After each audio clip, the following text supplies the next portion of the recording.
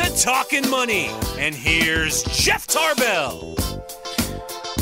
This is the better-looking brother of Jeff Tarbell, Colin Grail, sitting in for vacationing Jeff Tarbell.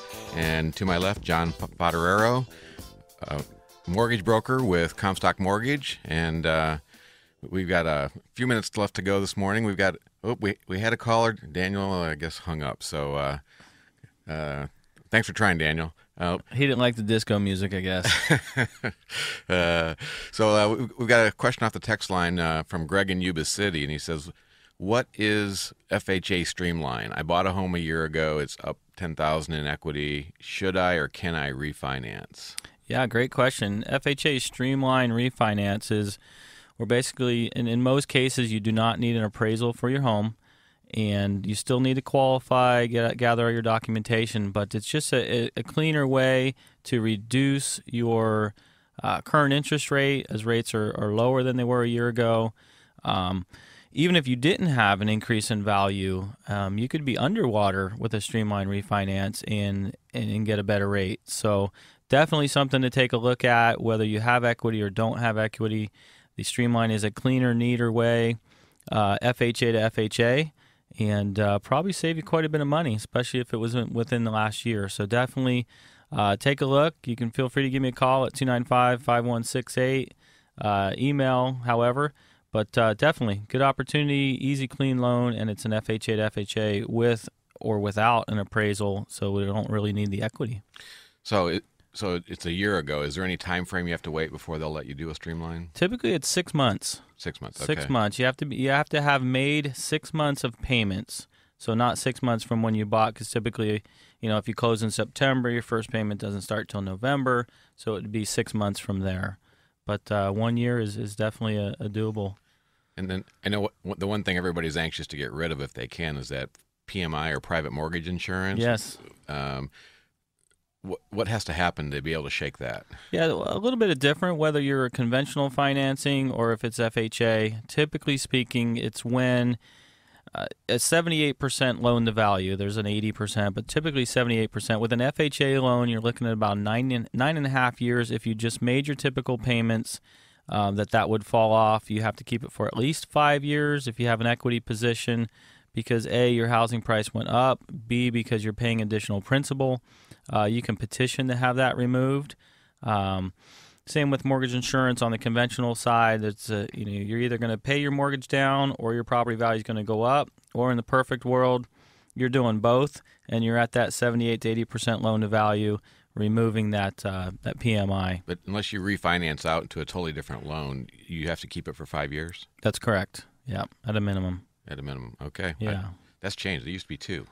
Or am I just old? They keep changing. Everything's changing. Well, the mortgage insurance took a little bit of a beating in the past where, obviously mortgage insurance is protect the interest of the first mortgage. And with all the defaults that happened, they took a bit of a beating, spent some of their reserves, and the rules and guides have changed a bit. All right. This is John Fodderero talking. He's answering questions on mortgages. He works a lot with first-time home buyers, and John does a great job with that market because he's willing to go out and sit at your kitchen table and actually spend the time educating you on what you need to do to qualify for your first loan. What we find a lot of times in our clients as financial planners, the people that are doing refis, they really don't want to meet face-to-face. They've done this enough times. They're just like, okay, how do I get this thing done? Just can I mail it? Can I send it in?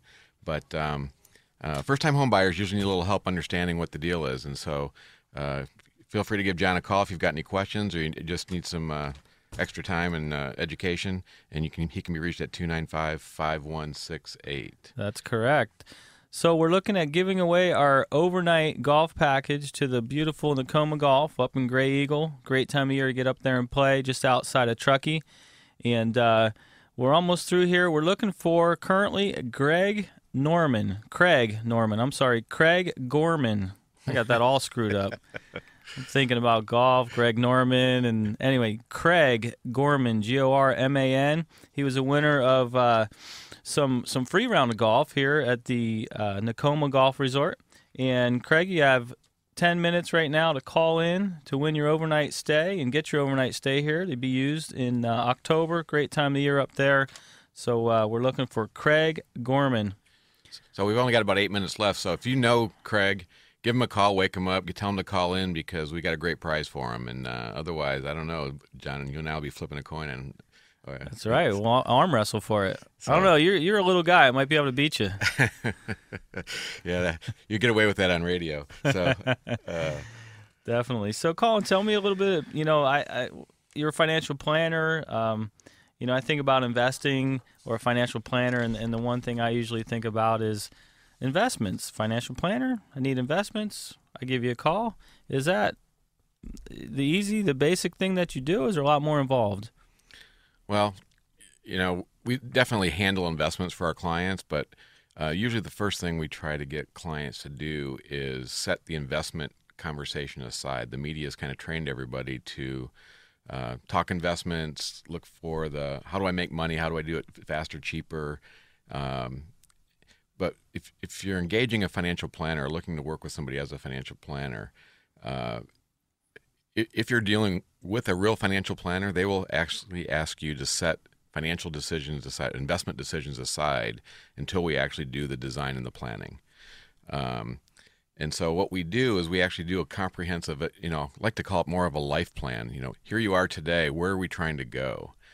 Certainly investments are important. That's kind of the fuel in the tank, but we don't know where we're going. Most people come in and sit down, I need to make some investments, I want to make some money.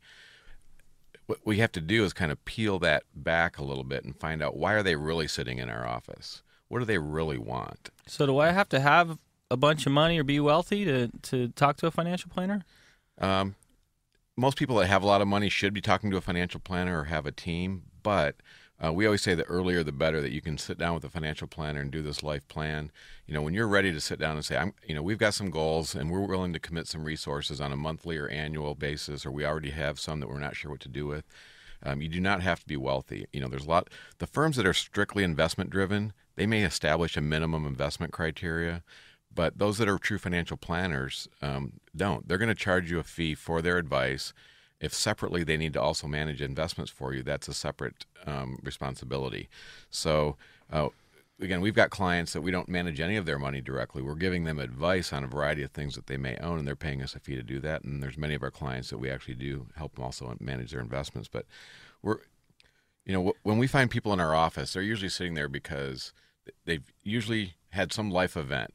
I'll call it crisis management, or some big events popped up that they all of a sudden go, geez, I'm not prepared to make this decision. I kind of it's like saying, okay, now I'm rushed to the emergency room and need help. Is it fatal? Well, most of the time not. We definitely help people at that point. Ideally, they would have met with somebody earlier and had a better idea of what their overall plan was, and then these things are going to happen in life. You'd rather not start in the ER with surgery. You'd rather start a little earlier than that. Yeah, that's right. And so, but people, families in their 30s and 40s, most of their money goes to what we call houses, cars, and kids. Absolutely. If they can free up some money to save, a lot of it hopefully is going to their 401k plan, and hopefully they're paying down some debt and creating positive cash flow. And then once they hit to a certain point, we find most people that get real serious when they start hitting their 50s. If they can get serious in their 40s and 30s, that is awesome. We love those clients. They're going to have so many choices when they hit their 50s that they wouldn't have otherwise. But typically we do see clients when they hit their 50s, they start saying, okay, something's happened in their life. Maybe they've had a family member pass away and they've inherited some money. They finally got the kids out the front door and they can start dedicating some money to themselves.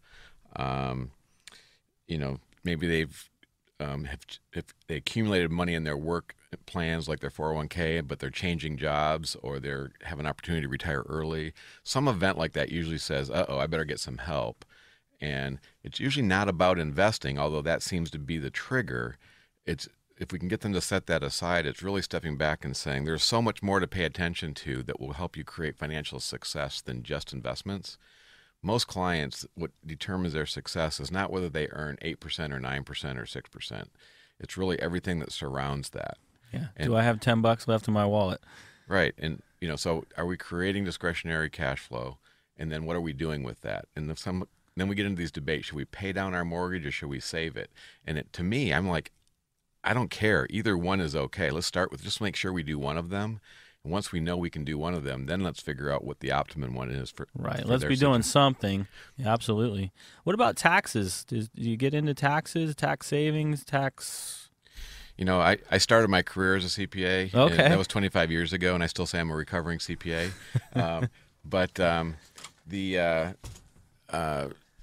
Taxes runs through every decision that you make financially. And, people are really worried about taxes. It's a big topic. It's going to be a big election topic. It's Absolutely. going to be a big topic going into next year. But what is hitting the individuals is, for the last 30 years, we've been taught to defer, defer, defer. Take money out of your paycheck, put it in a retirement plan, pay taxes later. And we're at a low point in taxes, and now we're faced with some decisions of, do we keep deferring? There's a lot of unique tax things going on this year that we actually have about 3 months left. And, my suggestion is, we're out of time. Just like Jeff Tarbell has taught me, I've got 3 hours worth of material. We only got 1 hour today.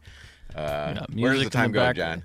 It flies. It flies. Well, I'm thankful Craig Gorman, sorry about destroying your name earlier, but he has called in and he has won the overnight stay at Nakoma Golf. All right. I wonder if he called. Did somebody wake him up? I'm not sure, but I think it's awesome, and I hope he has a good time. I'll probably find out when he's going to be out there. Maybe we'll join him out there for some golf at Nakoma Golf Resort, and great time of the year out there. Remember, Sacramento Mountain Lions football, great time to get out there. We appreciate the sponsors there with Nakoma Golf and Sacramento Mountain Lions.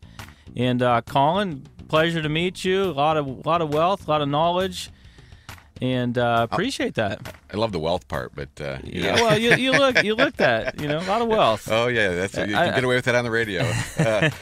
We want to thank Jeff Tarbell for having us in. Again, as we do what we do, and we have questions about mortgage, give Jeff Tarbell a call at 718-5171 or email him at jeff@jefftarbell.com.